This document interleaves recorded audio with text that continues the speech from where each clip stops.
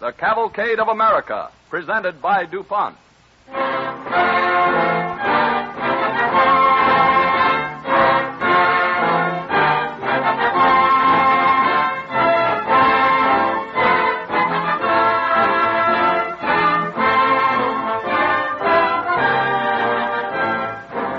This evening's Cavalcade of America takes us to sea for a story of lighthouses and lightships, manned by courageous people who are truly sentinels of the deep. It was not so long ago that chemistry, like the sea in centuries past, was uncharted, unfamiliar to man, and full of mystery. But today there are many beacons along the coastline of chemical discovery, due to the patient work of research chemists in the employ of companies such as DuPont. In DuPont laboratories alone, $6 million is spent yearly in chemical research. The spirit behind this work is well expressed by DuPont's pledge: better things for better living through chemistry.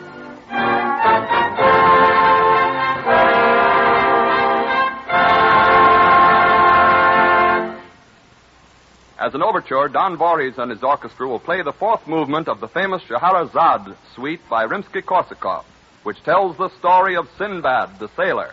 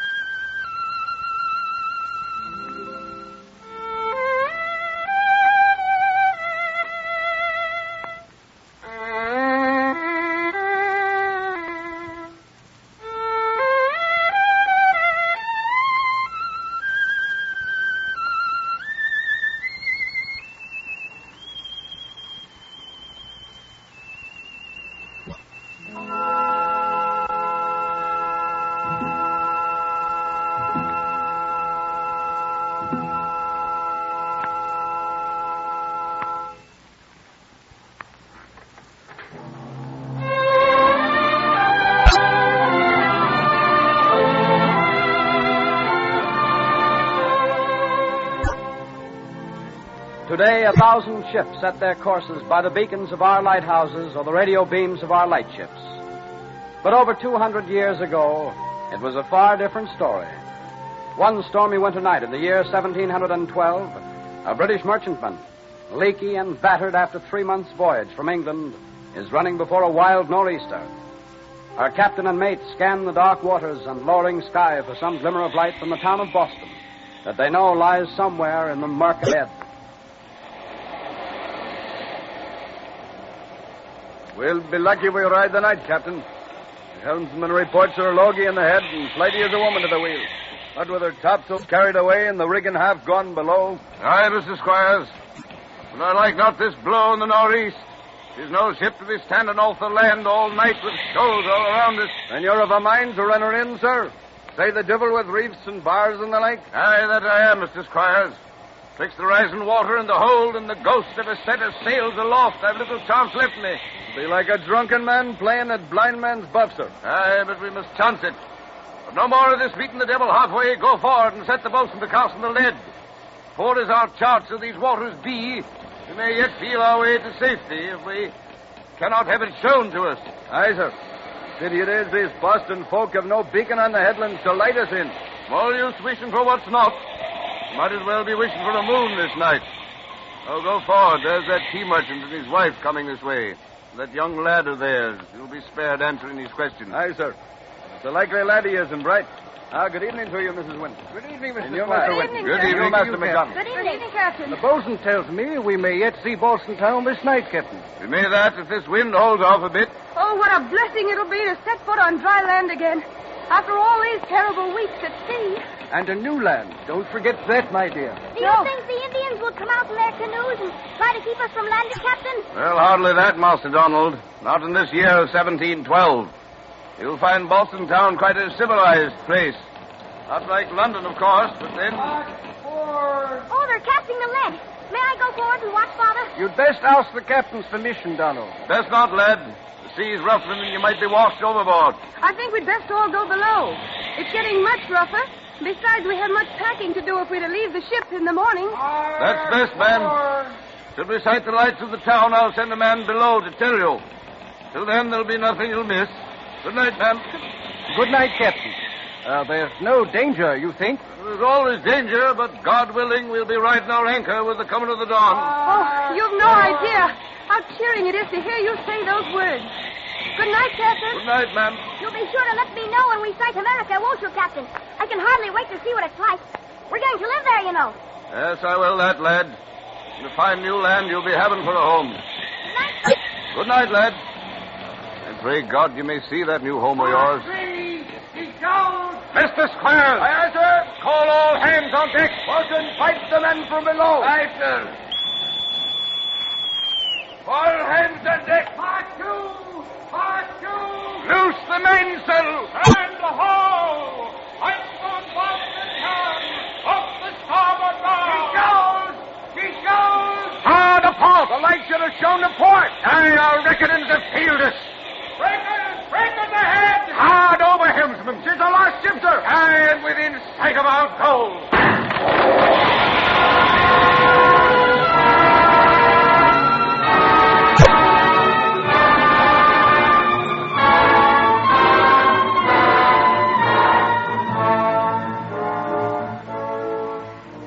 Such was the fate of many a noble ship.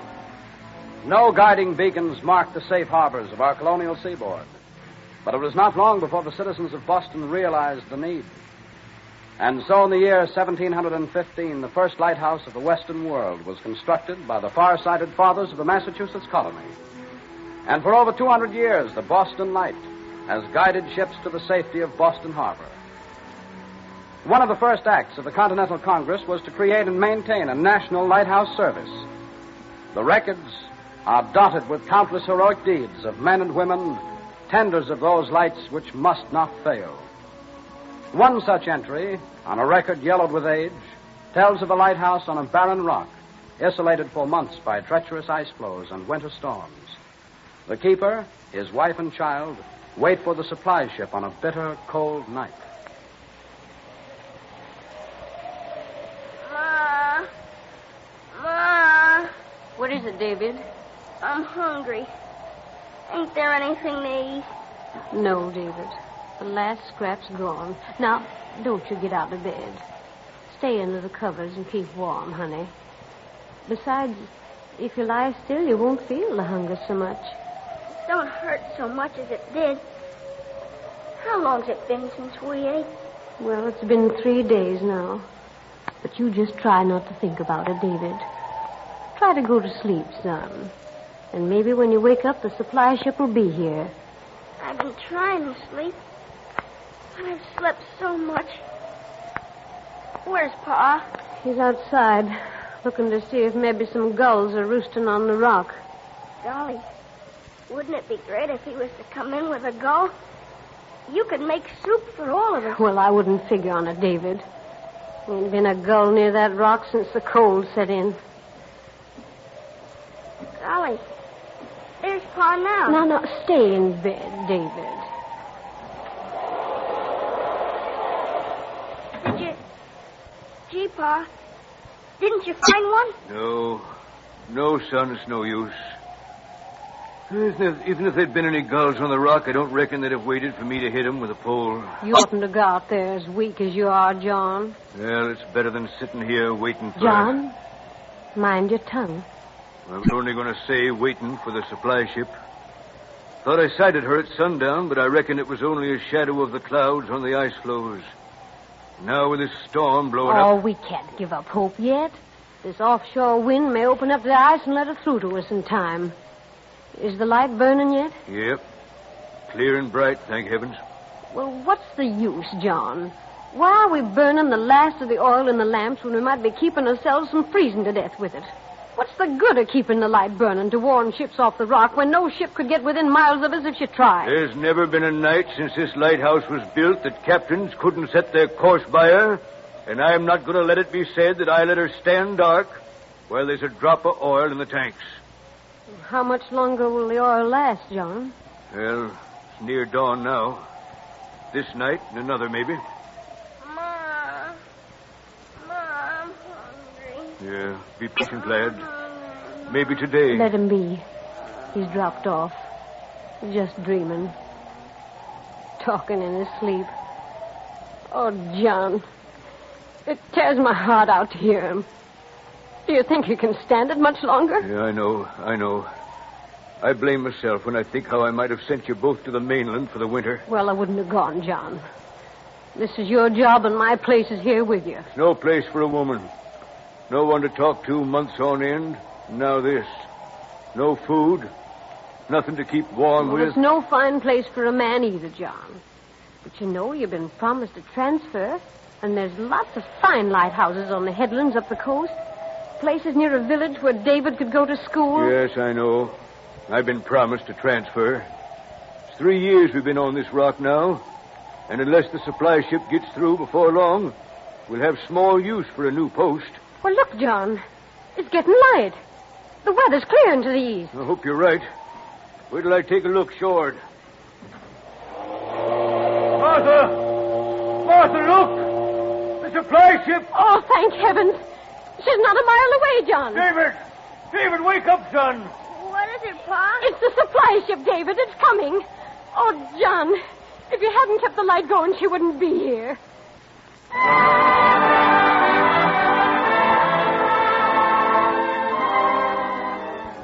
Such incidents of heroism and unsung devotion to duty are legion in the annals of the lighthouse service.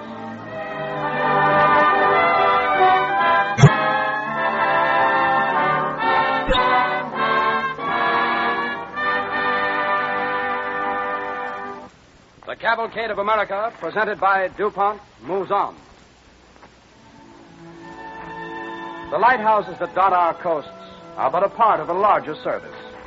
And of all the men of the lighthouse service of today, Those who take the greatest risks are the officers and crews of the light ships anchored in the open sea, marking dangerous shoals and often stationed in the very center of the steamship lanes. Ocean liners set their course dead on the light ship's guiding radio beam and then veer off as they approach. But when fog, the seaman's worst enemy, drops down, disaster to the light ship echoes with every throaty blast. The danger is ever present in the minds of the men who gather in the crew quarters of the Nantucket lightship. And for a rookie on his first tour of duty on the shoals of Nantucket, the ghostly cloak of fog is a terrifying thing.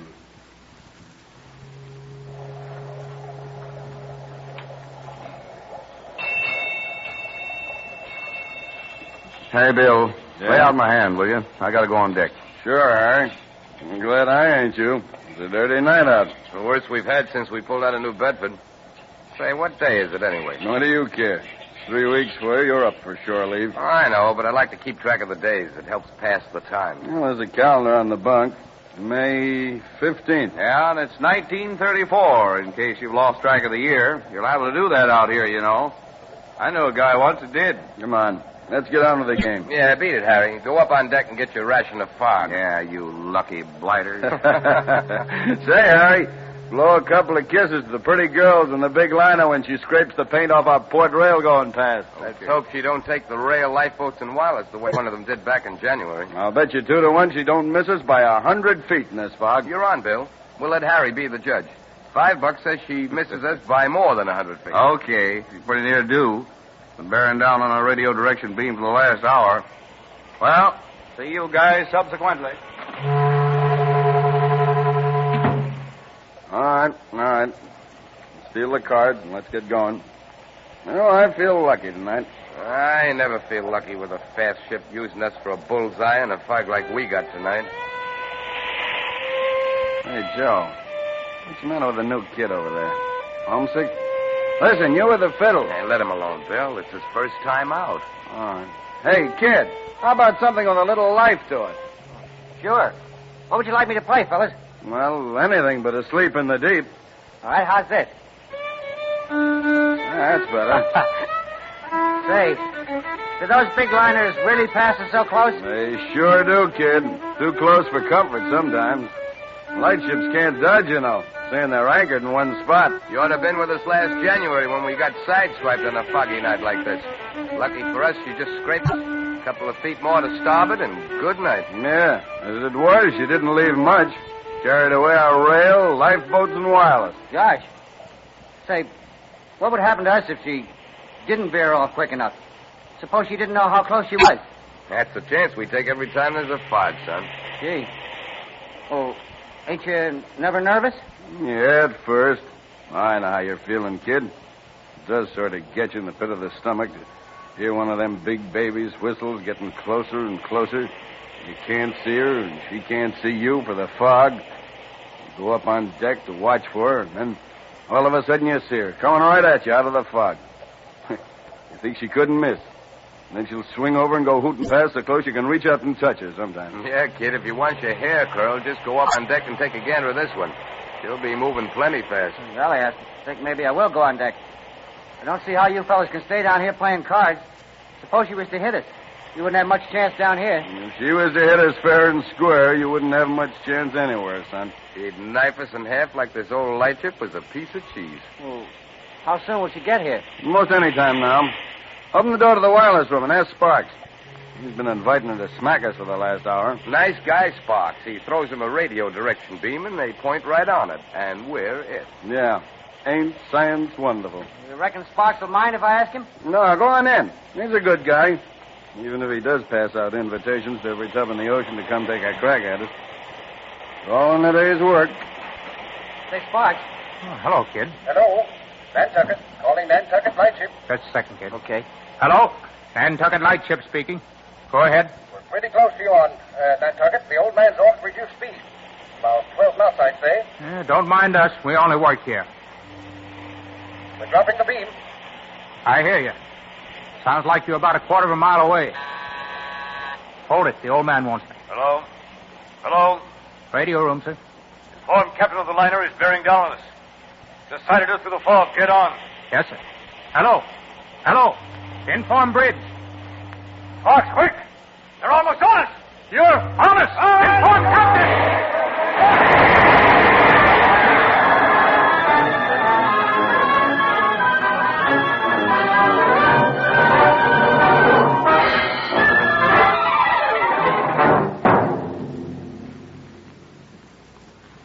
And so, on that foggy night of May 15th, 1934, the Nantucket Lightship ended her years of faithful duty at one of the most dangerous posts in the lightship service.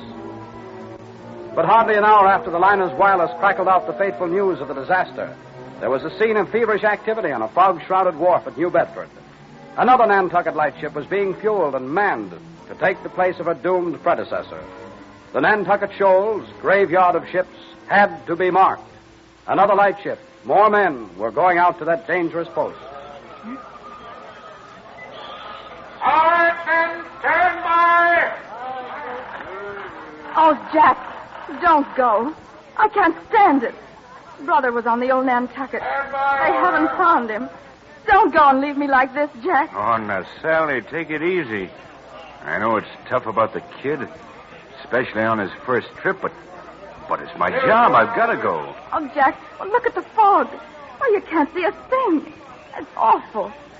Suppose something should happen to you, too. Oh, what would I do? You've never felt like this before, Sally? Well, you'll be all right. It's just the kid's going so sudden like. You don't have to worry about me. Whoever heard of lightning striking twice in the same place anyhow? Ah, now, come on, Sal. Buck up. Give a fella a kiss. I gotta go aboard. I'm sorry, Jack. I know I oughtn't to be acting this way. And worrying you when you get a job to do. It's only that... Well, I can't help thinking about Brother. He was just a kid. Yeah. Just walking right into your old man's shoes, Sally. You know, Pa always wanted the kid to go into the lighthouse service. Yes, I know. I know. Jack, you'll be careful, won't you? Promise me you'll stay on deck on foggy nights. Oh, it's no use, Sally. When your number's up, you'll get yours no matter where you are. That's what I always say. Hey, Jack. Huh? The Ghost Guard tug just came in from the wreck of the lightship. They're docked down below. They've got some men. Yeah? Oh, Jack, I wonder if Brother... Now, steady, Sal, steady. We'll know if they found him. They're coming this way now. Jack, look! It can't be, but it looks just like it. Jack! Glory be, it is, Sal. It is. It's the kid. Hey, kid, right over here. Hi, Jack. Hello, sis. Oh, we thought we'd never see you again. No, came through without a scratch. Got pretty wet and most froze before they pulled me out of the water, but that's all. Say, kid, did you see any of the others while you were swimming around? Yeah, Sparks. Him and me held on to a spar, and Bill and Harry came through, too, but they're in a bad way. Come on home, Brother. You must be cold and hungry. Yeah, kid. Say, you had a narrow squeak and a tough time. Go on. Go on home. Get yourself some sleep. No. Nothing doing, Jack. I'm going to see Skipper Wagner. I'm going back with you. Why, you're not going out again. Not right away. Sure, sis. Why not? They must be short-handed on the relief ship. Skipper needs me, don't he, Jack? Well, yeah. I reckon he could use you if you feel up to going, kid. All right, men, come aboard! Well, so long, sis. Come on, Jack. Goodbye, Sally. What are we waiting for? All hands aboard! Let's go! Goodbye, Brother. Goodbye, Jack. Goodbye. And good luck. Goodbye.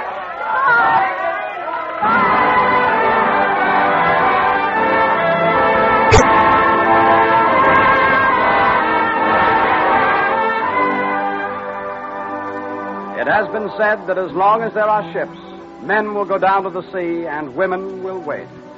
And this was never more true than in the lighthouse service. One ship is lost, another goes out to take its place. Day and night, winter and summer, in storm and calm, the lightships strain at their heavy anchors in order that the passengers on our modern luxury liners may travel in safety. And so, to the courageous men of the United States Lighthouse Service, and to the stalwart women who help their men tend the headland lights, or send their husbands and sons and brothers to the lightships far at sea, the Cavalcade of America salutes you.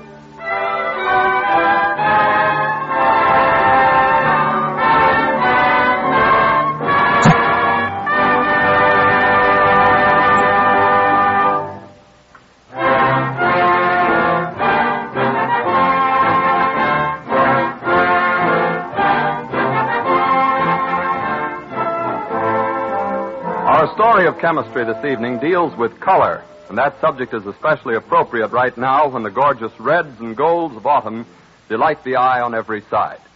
Life would be much less interesting if it were not for the attractive colors in our home decorations, clothing, and countless things that surround us. Yet did you ever stop to think that our modern world is the colorful place it is largely because of chemistry? Chemists have tapped nature for hidden sources of color and have produced from such unlikely-looking raw material as coal tar a veritable chemical rainbow of colors. Once only kings and such could own colorful garments. But today nearly everyone can have a bright array of clothes and other things without ever thinking of the few pennies that it costs to dye them. And women of today appreciate what it means to have dyes that are fast to light and fast to washing. It wasn't so long ago that one could never be sure how a piece of colored clothing would come back from its first trip to the wash.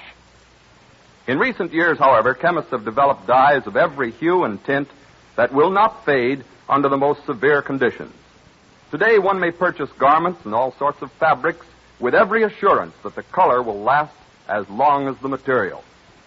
The DuPont Company has been privileged to play a leading part in these contributions to America's progress. It pioneered in the development of a dye-stuffs industry in the United States, thus helping to make this country independent of foreign sources for dyes and many other related products that are essential to modern living. Basing its faith on the ability of its research chemists to answer America's demands for dyes, the DuPont Company invested more than $40 million and carried on its work for more than 5 years before the dye-stuffs venture returned a cent of profit. Thus, adequate financial resources, coupled with knowledge and foresight, eventually made possible this outstanding contribution, which so aptly illustrates the DuPont phrase, better things for better living through chemistry.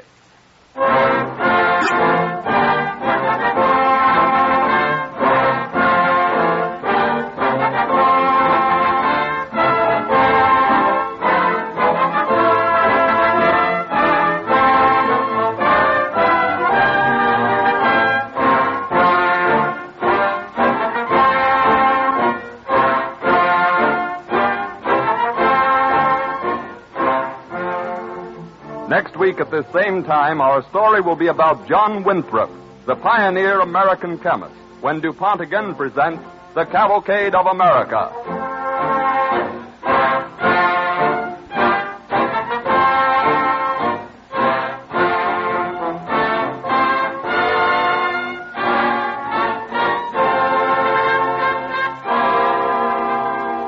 This is the Columbia Broadcasting System.